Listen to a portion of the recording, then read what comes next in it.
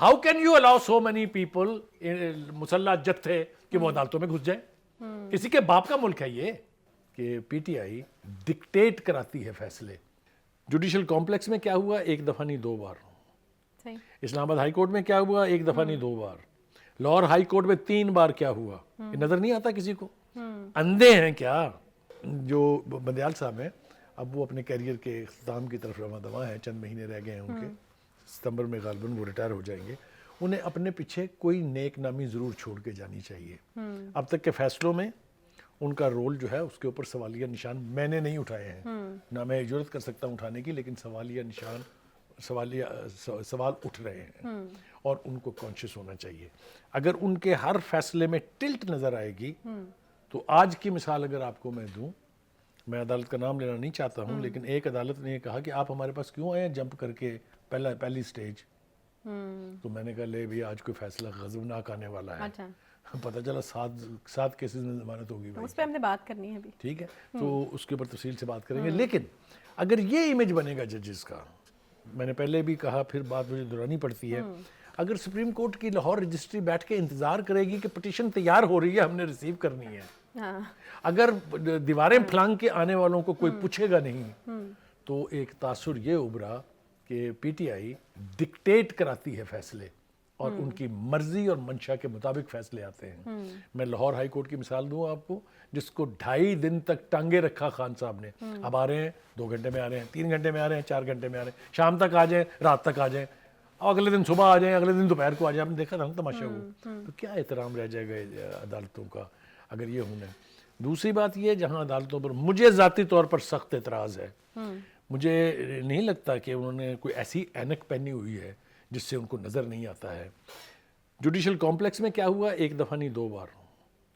اسلام آباد high court میں کیا ہوا؟ ایک دفعہ نہیں 2 بار. لاہور ہائی کورٹ میں 3 بار کیا ہوا؟ یہ نظر نہیں آتا کسی کو؟ اندھے ہیں کیا؟ جو ہلڑ مچایا گیا وہاں پر، جس طرح سے پولیس کی گاڑیوں کو آگ لگائی گئی، جس طرح سے پولیس والوں کو مارا گیا، وردیاں پھاڑی گئی، یہ ریاست ہے یا ریاست دجانہ ہے؟ یہ کیا ہے؟ How can you allow so many people مسلح جتھے کہ وہ عدالتوں میں گھس جائیں؟ کسی کے باپ کا ملک ہے یہ؟ مجھے بتائیں نا. اور کسی کو اعتراض نہیں ہے. آج وہ کہہ رہے ہیں کہ سیکورٹی نہیں ہے. وہ محسن نقوی نے بالکل ٹھیک کہا تھا، چیف منسٹر جو ہے پنجاب کے، کہ آپ سے مار بھی کھائیں، جوتیاں بھی کھائیں، گاڑیاں بھی جلوائیں، پٹرول بم بھی کھائیں، اور پھر آپ کو سیکورٹی بھی دیں. یہ کہاں ہوتا ہے؟ سوری. تو ان رویوں پر غور کرنا پڑے گا. یہ بہت ضروری ہے، کیونکہ قانون کی حکمرانی اگر ختم ہو جائے یا انڈرمائن ہو جائے تو وہ معاشرہ گل سڑ جاتا ہے. ہم یہ کرٹیسزم اس لیے نہیں ہے کہ ہم عدالتوں کا رول انڈرمائن کرنا چاہتے ہیں، ہم تصور بھی نہیں کر سکتے اس کا. ججز معاشرے کا سب سے زیادہ رسپیکٹیبل سیگمنٹ ہے، لیکن یہ بات ان کے فیصلوں میں، یہ بات ان کے رویوں سے ظاہر ہونی چاہیے. یہ صرف اس لیے نہیں کہ آپ جج بن کے عدالت میں بیٹھے ہیں تو بس آپ کا احترام واجب ہے، آپ جو مرضی کریں. یہ نہیں ہوتا کہیں اور نہیں ہوگا. اچھا قاری صاحب، اس وقت ہم جتنے کرٹیکل ٹائم سے گزر رہے ہیں، آپ کو کیا لگتا ہے کہ اگر بیٹر سینس پریویل کرے تو یہ جو چیف جسٹس صاحب نے کہا ہے کہ حکومت اور پی ٹی آئی انتخابات چاہتے ہیں تو یقین دہانی کرانا ہوگی، کیا لگتا ہے آپ کو بیٹھ جائیں تو نکل آئے گا؟ کیونکہ ہم تو یہی چاہیں گے کہ بہتری کی طرف جو ہے ہم نے اپنی زندگی میں بڑے بڑے گمبھیر کرائسس دیکھے ہیں، پولیٹیکل کرائسس.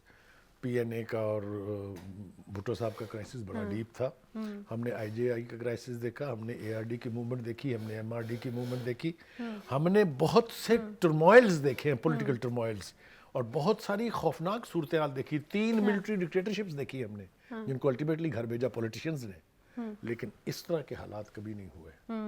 اس لیے ضرورت اس بات کی ہے کہ ماضی سے سبق سیکھیں، سر جوڑ کے بیٹھ جائیں.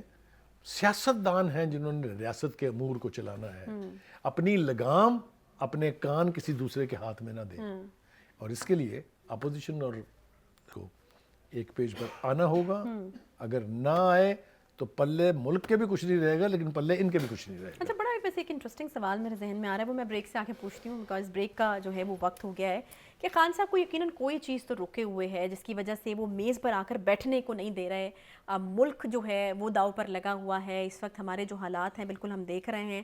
کوئی تو ایک ایسی کوئی چیز ہوگی. اگر آپ بریک پر جانے سے پہلے مجھے اجازت دیں تو میں پوچھتی ہوں، وہ ہے ان کا تکبر. نہیں اور بھائی ان صاحب کی ایروگنس. اچھا مجھے جو پرسنلی لگتا ہے، مجھے ایسا لگتا ہے کہ ان کی جو فین فالوئنگ ہے یا لوگ ان کو جتنا سپورٹ کرتے ہیں، ان کو لگتا ہے کہ اگر میں ان کے ساتھ ایک ٹیبل پہ بیٹھ گیا، میرا تو بیانیہ جو ہے وہ رہے گا ہی نہیں. تو آگے ان کا کون سا بیانیہ رہا ہے؟ یہ احتساب کا بیانیہ کہاں گیا؟ نئے پاکستان کا بیانیہ کہاں گیا؟ 50 کروڑ گھروں کا نوکریوں کا کہاں گیا؟ 1 کروڑ گھروں کا کہاں گیا؟ کوئی بیانیہ تو رہنے دینا پھر ان کے پاس. اس سے تو شاید ہمیں غرض نہیں ہونی چاہیے، وہ اگر ہوئی ہے تو پتہ چل جائے گا.